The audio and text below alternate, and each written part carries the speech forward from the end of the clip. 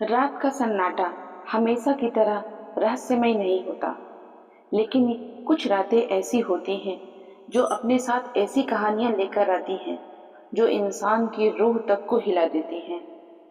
27 और 28 मार्च 2026 की दरमियानी रात उत्तर प्रदेश के मेरठ जिले के पास बसा एक छोटा सा गांव धनपुर। गांव की गलियों में उस रात अजीब सी खामोशी पसरी हुई थी। लोग दिन भर की मेहनत के बाद गहरी नींद में सो चुके थे, लेकिन इस सन्नाटे के पीछे एक खौफनाक साजिश पड़ रही थी। एक ऐसी साजिश जो कुछ ही घंटों में एक परिवार की दुनिया उजाड़ देने वाली थी। इस कहानी का केंद्र था नैन सिंह। नैन सिंह सीमा सुरक्षा बल बीएसएफ का एक जाबाज जवान, देश की सरहदों पर दुश्मनों से लड़ने वाला, हर खतरे को मात देने वाला एक बहादुर सिपाही। उनकी तैनाती पश्चिम बंगाल के मालदा में थी, लेकिन उस वक्त वो छुट्टी पर अपने गांव आए हुए थे। 6 मार्च को जब वो घर लौटे तो पूरा घर खुशियों से भर गया था। पत्नी कोमल, बेटी रिमी, बेटा आयुष, सबकी आंखों में चमक थी। लेकिन किसी को क्या पता था कि ये खुशी ज्यादा देर तक टिकने वाली नहीं है। बाहर से दिखने पर उनका परिवार एकदम परफेक्ट लगता था, लेकिन सच्चाई अक्सर बंद दरवाजे के पीछे छिपी होती है। कोमल और नैन सिंह की शादी को 14 साल हो चुके थे, 2 बच्चे थे, सब कुछ ठीक दिखता था। लेकिन उनके रिश्ते में दरारें बहुत पहले पड़ चुकी थी, और इन दरारों की वजह था गुलशन। गुलशन नैन सिंह का मौसेरा भाई, रिश्ते में भाई, लेकिन असल में एक धोखेबाज। धीरे धीरे कोमल और गुलशन के बीच बातचीत शुरू हुई, और फिर ये बातचीत एक ऐसे रिश्ते में बदल गई जिसे समाज कभी स्वीकार नहीं करता। नैन सिंह को जब इस रिश्ते का पता चला तो उनकी दुनिया हिल गई। उन्होंने कोमल को समझाया, डांटा, गुस्सा भी किया, गुलशन से भिड़ भिड़ गए। लेकिन उस दिन के बाद उसके घर में शांति कभी वापस नहीं आई। कोमल और गुलशन अब सिर्फ एक ही चीज चाहते थे, साथ रहना।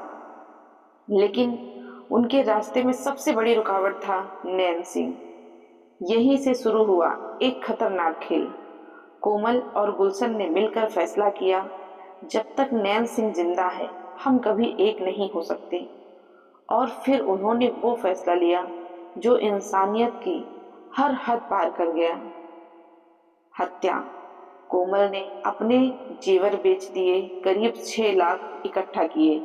गुलशन ने अपने दोस्तों राहुल, गुड्डू और मोन्टू को इस साजिश में शामिल किया।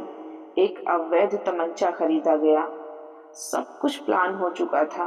27 मार्च की रात कोमल ने एक एक करके घर खाली करवा दिया। खुद बच्चों को लेकर मायके चली गई।